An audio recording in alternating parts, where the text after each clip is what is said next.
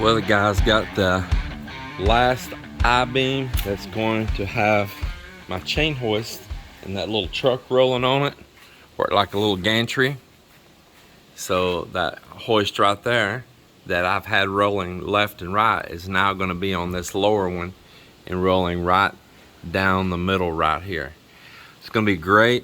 We've got this I-beam, and then not the middle one, but the next one down over there, spaced just right for cradling the boat underneath like I did before. They're working right now on cementing up those corners and bedding in everywhere where we welded into the rebar, and that'll seal it from getting any kind of corrosion or rust in the future. That'll all have it locked up, and I need to get my rope down from there right now. I don't want them welding with my anchor rope. They used it to help hoist up, but I don't want burn marks in my rope from slag and all. So I need to get that down. And then the next thing that we will be doing, actually they're doing a little touch-up primer work right now too. Everywhere it's been welded on is getting primered up. And the next thing we'll be doing is putting that steel deck on top. Let's check out the 54. I paid for 50, they gave me 55. One did not make it, left me with 54 baby chicks in here, temporary in this box, but hey, they got a lot more space in there than they had in there, and they're doing good already. They're eating, they're drinking. For their first water, I did put a little medication in it, and they're doing good. Then we'll go over here and check out the Rhode Island Reds that I hatched. Part of those eggs were not fertile, but the ones that were fertile, every fertile egg hatched. That's pretty good. So I don't have a little waterer for them here. I'm gonna put them in a bigger box here after a while. I've been putting water and a little bit of food in here for them, just temporary, using a little dishes right there. But I ended up with 13 right here. 13 little Rhode Island Reds.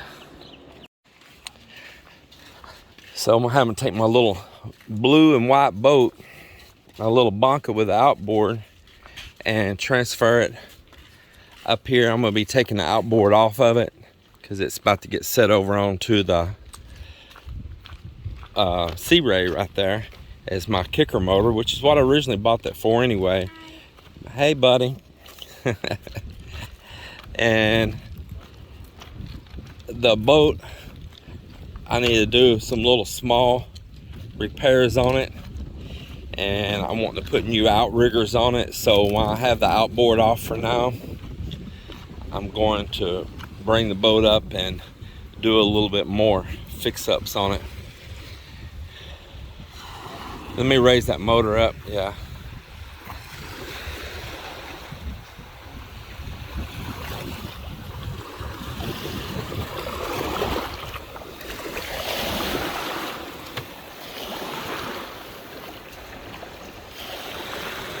I can get that anchor out.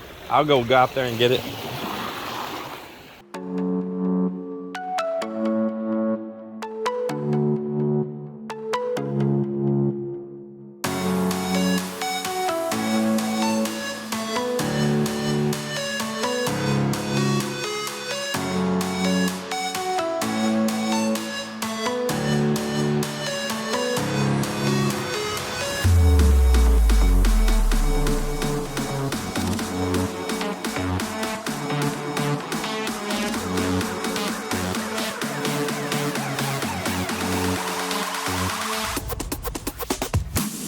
Good afternoon, everybody. Well, I keep trying to work on my project on the boat, and I keep having to stop. Every time I climb in here and I just really get into what I'm doing, I hear my name being called.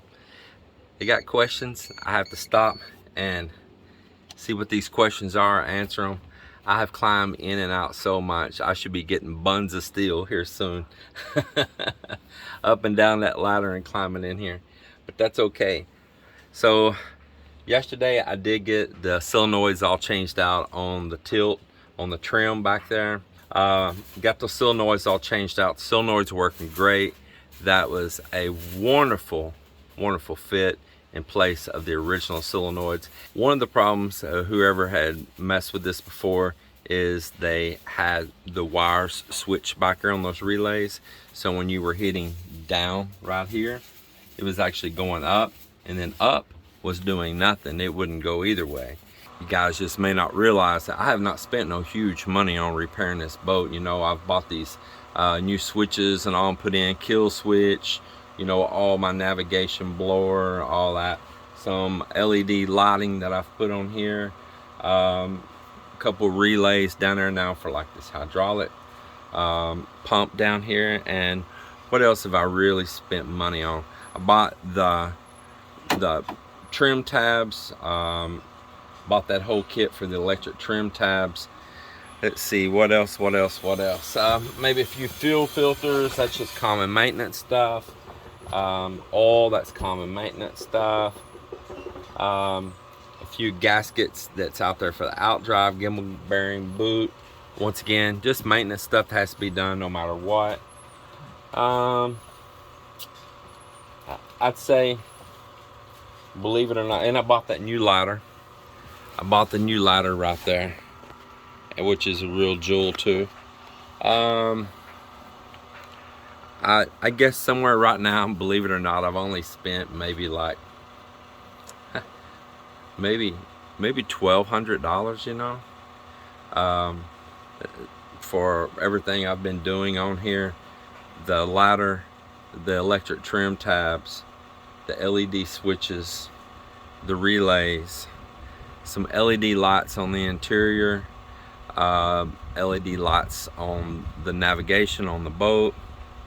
I had the stereo already for, some of this I've already had for several years actually, before I even owned this boat. Just been in here waiting. If I want to add it all in on what I'm spending though, if I add in the stereo, some things like that, you know, I put it like this, maybe $1,200 to $1,500, somewhere right in there is all I have spent so far, all this. And I can literally take the boat and hit the water right now.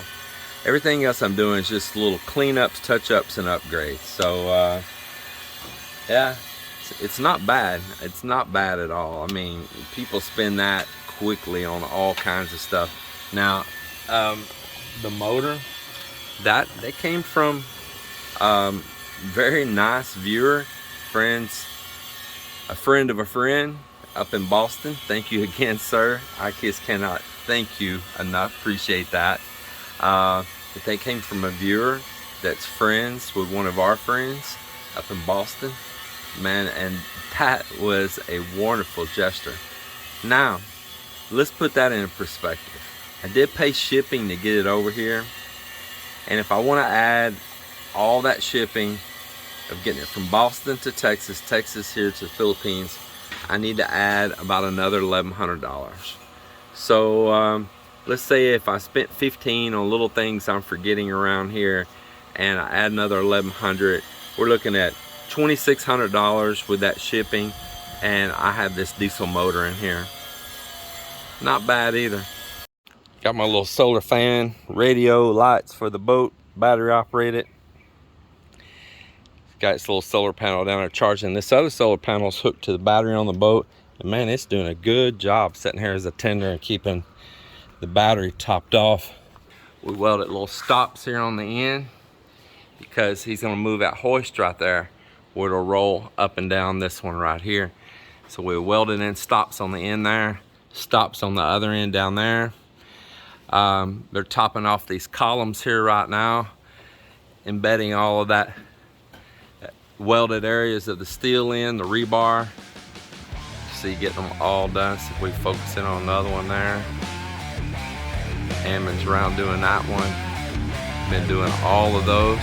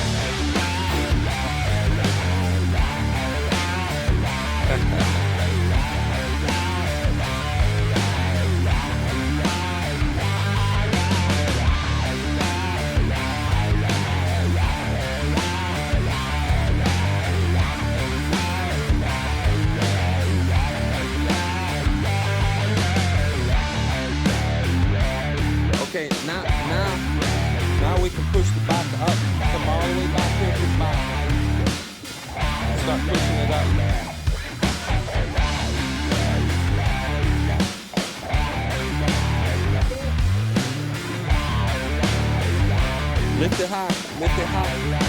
High, high, high. There you go. Pull down on it hard, pull down. There you go. There you go. There you go.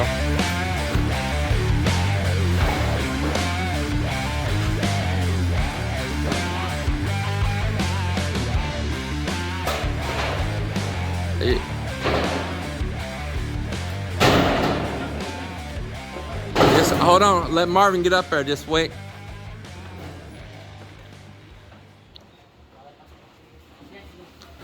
All right, there you go. All right, start sliding it sideways over here.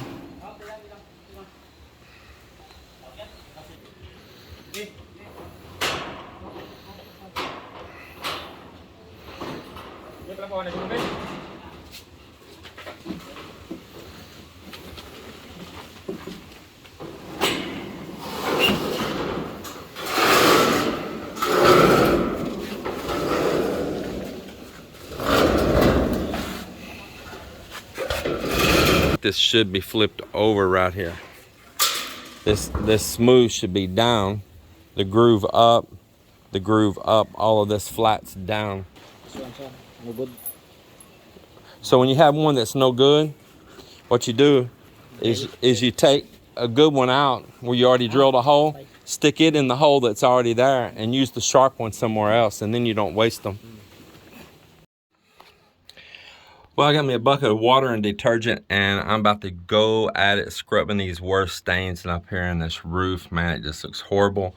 But I'm gonna try to salvage it. I don't want this to be like a showpiece boat anyway, but I don't like looking at that all the time. It's hard on the eyes. I got some degreaser too. It worked good on those cushions, so I'll shoot a little degreaser on that. So I'm just gonna put some good old elbow grease into it, and then I'm gonna do a little light power washing on it afterwards, and then take the wet vac, suck up and evacuate all the water I can out of the carpets and everything.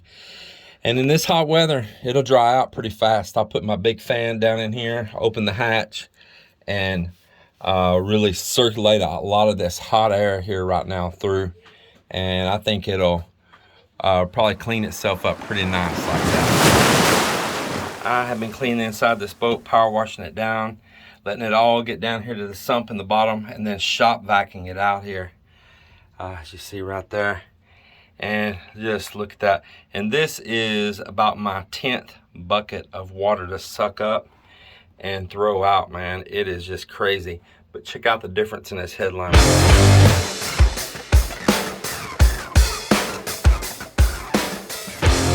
But I'm telling you, it is daylight and dark compared to what it was. As you can see by all that muck, and this carpet's coming out really good all up here. Look at that, man. I've just had this where it's just standing completely full of water, and then shop vac that out with a lot of detergent in it, and it was all foamed up, man. All down in here. I got this awesome, nice and clean now. They're all very clean down here. And back in the afterbirth down in there too, I've been cleaning on it. Man, it is just all coming right along. And that's where I stopped that. I said I'm gonna suck some of this water out, and then I'm gonna go back in there and work down in there again. But it is coming out extremely better than it was. I mean, something I could deal with. I can deal with if I can't get perfect and every little stain out like right over there. But I do have that one soaking at the moment, actually. And it may come out. I got some really dark ones like that out right above me here. It seems to be all working in my favor. It really does. I'm very pleased with the results so far.